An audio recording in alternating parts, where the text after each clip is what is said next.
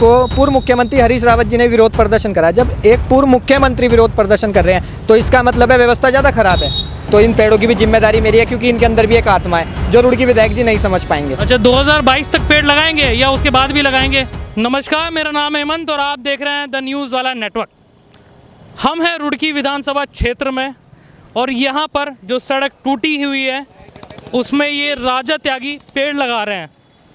ये पेड़ क्यों लगा रहे हैं, क्या इनका उद्देश्य है, इस पेड़ लगाने को पीछे सरकार को क्या दिखाना चाहते हैं, विधायक जी को क्या दिखाना चाहते हैं, ये हम इनसे जानेंगे। जब ये पेड़ लगा लेंगे पूरा तब हम इनसे जानने का प्रयास करेंगे कि ये पेड़ क्यों लगा रहे हैं। पेड़ लगा रहे हैं तो इनका ख्याल भी रखेंगे या नहीं रखेंगे, इसके बारे में भी हम बात करेंगे। या फिर ये कोई पॉलिटिकल स्टंट है, इसके बारे में भी हम इनसे जानेंगे। क्या करना चाहते हैं या फिर ये 2022 की रणनीति है इलेक्शन लड़ने की, और लड़ने की रणनीति है तो किस पार्टी से लड़ेंगे, ये भी हम इनसे जानेंगे। क्या उद्देश्य है इस पेड़ को लगाने के पीछे और क्यों ये पेड़ लगाया गया है। राजा त्यागी जी हमारे साथ मौजूद हैं। इस पे लिखा है इनके बोर्ड पे, नगर विधायक शर्म करो, सौजन्य से राजा त्यागी रोहित, समाजवादी पार्टी। अच्छा, समाजवादी पार्टी का एक चेहरा है, मुझे लगता है विधानसभा को टारगेट शायद ये करेंगे। बहुत बहुत स्वागत द न्यूज़ वाला नेटवर्क में आपका, राजा त्यागी जी। ये पेड़ क्यों लगाया आपने? पहले तो आपका मैं तहे दिल से धन्यवाद करता हूं कि आपने मेरी आवाज़ अपने न्यूज़ के माध्यम से जनता तक पहुंचाने का काम करा है। सबसे पहले हम फ़िलहाल जहां खड़े हैं ये रुड़की हरिद्वार बाईपास है, क्योंकि अभी हमारा 4 लेन तैयार नहीं हुआ है, तो यही हमारा नेशनल हाईवे है।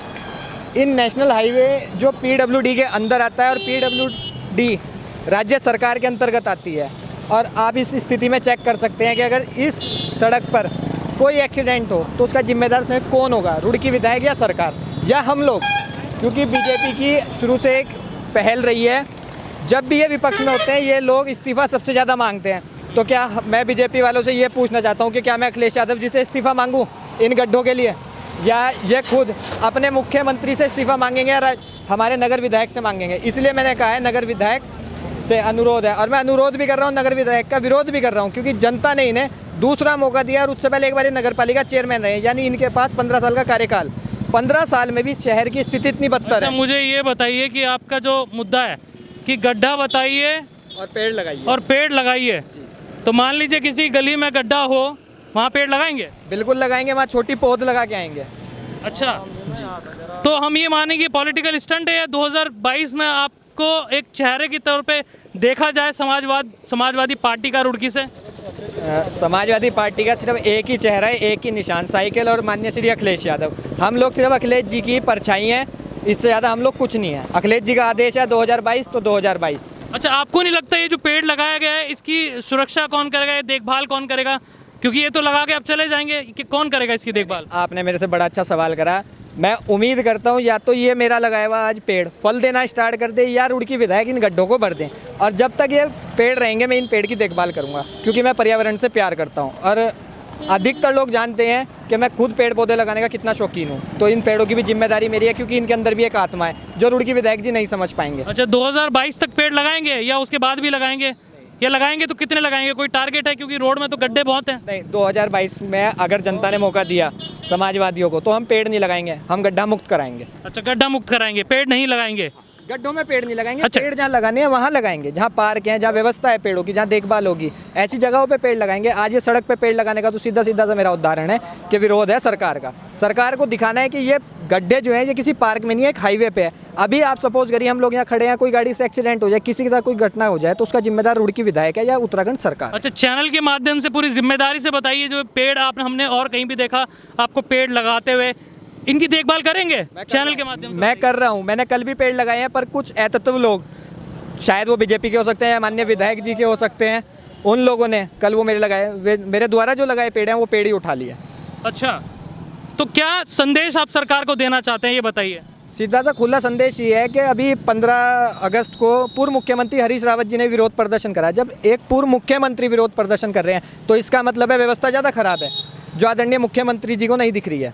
उसी सब विषय को लेके मेरा विरोध है। मेरा आज दूसरा दिन है और मेरा एक नारा है गड्ढा बताओ, पेड़ लगाओ अभियान। अच्छा, इस शब्द से जो आपने कहा, पूर्व मुख्यमंत्री ने रैली की उसको लेकर जो रणनीति है सरकार की यहाँ की, उसके विरोध में जो रैली की, तो हम ये माने कि कांग्रेस को समर्थन है समाजवादी पार्टी का? नहीं नहीं, समर्थन किसी को नहीं है। और आदरणीय राष्ट्रीय अध्यक्ष जी का आदेश है कि इस बार समाजवादी पार्टी जिस जगह चुनाव लड़ेगी, अभी 2 राज्यों में चुनाव है, उत्तराखंड और उत्तर प्रदेश 2022 में, तो वहाँ अकेले लड़ेगी। बिहार में समाजवादी पार्टी अकेले चुनाव लड़ेगी। हम लोगों की स्थिति अब ये है कि हमें अकेला लड़ना है। कुछ ऐसे लोग थे कि जिन लोगों ने गठबंधन का पहल करी थी, पर हम गठबंधन के विरोध हैं, क्योंकि हम लोग अपनी शक्ति और अपनी खुद देखना चाहते हैं कि जनता के प्रति हमारा क्या विश्वास बन रहा है, क्योंकि एक विश्वास ही बनाने हम जनता के बीच जा रहे हैं। और मेरी शुरू से पहल है कि ज़्यादा से ज़्यादा जनता के बीच जाऊँ, जनता की समस्या सुनूँ। आइए, जो समस्या है मैं आपको बताऊँ सोशल मीडिया के माध्यम से, और मेरे तो नंबर सार्वजनिक है। मेरा ये सवाल है, मान ले फिर जनता रुड़की की समाजवादी से आप चेहरा, वो जनता पे और आदरणीय समाजवादी पार्टी के राष्ट्रीय अध्यक्ष जी का आदेश पे,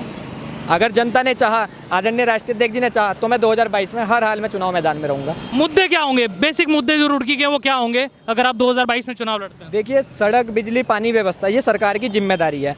उससे पहले सबसे बड़ी जिम्मेदारी एक सरकार की होती है अच्छा स्वास्थ्य, अच्छी शिक्षा, क्योंकि डॉक्टर राम मनोहर लोहिया जी ने कहा था, दवाई पढ़ाई मुफ्त हो, सिंचाई किसान की माफ़ हो। हम उसी चीज़ों को लेकर हमेशा राजनीति करते हैं। आदरणीय राष्ट्रीय अध्यक्ष जी बोलते थे, और समाजवादी सरकारों में हमेशा ऐसे काम हुए। और मेरी अगर जनता ने मुझे वो जिम्मेदारी दी, तो मेरा सबसे पहले उद्देश्य होगा गड्ढा मुक्त सड़क, अच्छा पानी, अच्छी व्यवस्था, अच्छी शिक्षा, अच्छा स्वास्थ्य।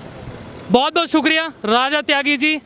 ये हमारे साथ थे राजा त्यागी जी। इनका जो योजना है, गड्ढा बताइए और पेड़ लगवाइए। छोटी सी आपके जी चैनल के माध्यम से मैं एक और छोटी सी बात कहता हूँ। कल आदरणीय हमारे हरिद्वार जिले के कप्तान साहब ने 2 गाड़ियाँ हरिद्वार में भेजी हैं। धन्यवाद करता हूँ कि आप ओवर स्पीड को रोकें, क्योंकि ओवर स्पीड से भी एक्सीडेंट होता है। आप चलान काट रहे हैं। कल मैं देख रहा था ट्रैफिक इंचार्ज साहब का किसी न्यूज़ चैनल के माध्यम से कि उनका इंटरव्यू, उन्होंने ये कहा है कि 5,000 रुपये तक के चलान है। आप चलान करिए जो गलत चल रहा है। हम विरोध करते हैं हमेशा कि अगर जो सड़क पे तेज़ वाहन चलेगा वो एक्सीडेंट करेगा, आप उसका चलान काटिए, सीज करिए वाहन, उसका DL जब्त करिए। पर जब आप तेज़ स्पीड के चलान काट रहे हैं, तो क्या कप्तान साहब की भी तो नैतिक जिम्मेदारी बनती है कि इन गड्ढों को माननीय मुख्यमंत्री या गृह मंत्री जी को अवगत कराएं? क्या उन लोगों की कोई जिम्मेदारी है? ये जिम्मेदारी हमेशा विपक्ष निभाएगा। सरकार तंत्र में जितने भी लोग होते हैं उन सबकी समय नैतिक जिम्मेदारी होती है हर चीज़ की। तो ये कप्तान साहब की भी जिम्मेदारी है, ट्रैफिक इंचार्ज साहब की भी जिम्मेदारी है, पूरे शासन प्रशासन उत्तराखंड की जिम्मेदारी है कि ये जो गड्ढे सड़कों पे हैं, इन गड्ढों को मुक्त करें। बहुत बहुत शुक्रिया। बहुत बढ़िया बात आपने कही कि गड्ढा मुक्त हो।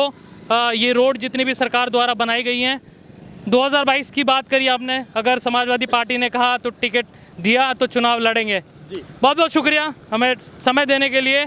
ये थे राजा त्यागी, जो इन्होंने पेड़ लगाया, जिम्मेदारी के साथ बात कही कि हम इन पेड़ों का ध्यान रखेंगे और इनमें पानी देंगे।